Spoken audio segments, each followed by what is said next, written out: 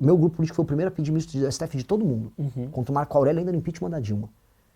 Eu fui aluno do Alexandre de Moraes, eu fui aluno do Lewandowski, eu conheço essas pessoas. Eu fui aluno, tive aula na faculdade de Direito da USP. Você é advogado? Não me formei, larguei a faculdade e fui ser empresário. Tá. Mas eu estudei na melhor faculdade do Brasil de Direito e eu conheço profundamente essas figuras. Eu sei como eles pensam, eu sei como eles agem. Eu não gosto deles. Agora, eu tenho que entender quem é o Bolsonaro, eu tenho que entender quem é ele, o que ambos estavam fazendo e por que isso tudo foi uma desgraça para todos nós. O Bolsonaro não queria governar e o Bolsonaro tinha essas tentações. E a gente não pode negar as manifestações que eram chamadas. Tinha uma manifestação de 2021 que chamava Eu Autorizo. Autorizo o quê? Todos eles estavam falando. Autoriza que é uma GLO. Autorizava a ideia de um artigo 142, uma intervenção militar. Essas coisas estavam no vocabulário geral. E aquelas pessoas que foram mobilizadas aí para frente dos quartéis acreditavam que, após perder a eleição, a última coisa que restava era o Bolsonaro anular as urnas. Saiu, isso tem provas, do Palácio do Planalto, todas as discussões sobre aquela ideia de um argentino que falou que a urna foi fraudada e que aquilo era tudo mentira.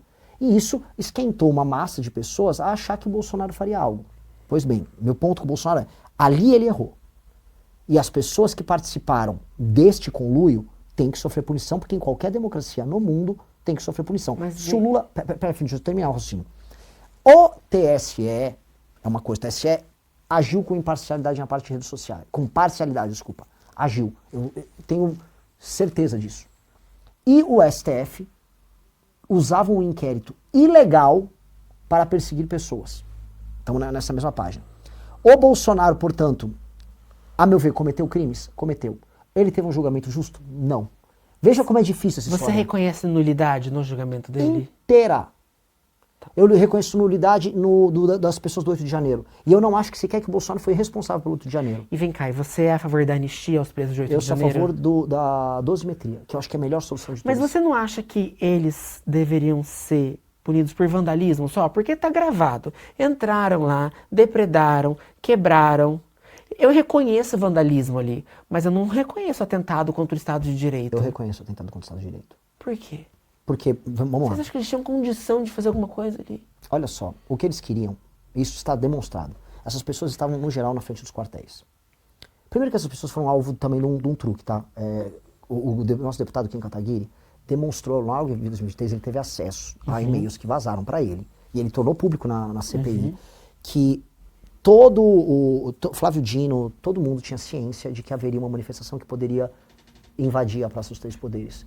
E eles não botaram nada, porque eles se entenderam, claramente, Flávio Dino, Lula, no dia da invasão, do dia 8, não tinha nenhuma autoridade da República lá. Como é que pode, no 8º dia de mandato do Lula, tá tudo vazio? O Lula também era Araraquara nesse dia. Todo mundo saíram fora, não botaram polícia legislativa, não botaram a polícia de Brasília, não botavam nada, nem guarda nacional, não botaram nada. Deixou tudo vazio para aquelas pessoas entrarem. Porque eles sabiam que se essas pessoas cometessem vandalismo, eles tinham a faca e o queijo na mão para prender não só essas pessoas, mas prender o Bolsonaro.